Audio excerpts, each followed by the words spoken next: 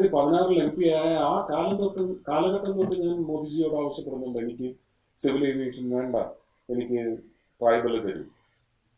അപ്പൊ നമ്മുടെ ഒരു നാട്ടിലെ മറ്റൊരു ശാപമാണ്, ഒരു ട്രൈബൽ ക്യാബിനറ്റ് മന്ത്രി ഒരിക്കലും ട്രൈബൽ അല്ലാത്ത ആളാവുകയില്ല. എന്റെ ആഗ്രഹമാണ്, എന്റെ സ്വപ്നമാണ്, ഒരു ഉന്നത കുലജാതൻ അവരുടെ ഉന്നമനത്തിന് വേണ്ടി ട്രൈബൽ മന്ത്രിയാവണം.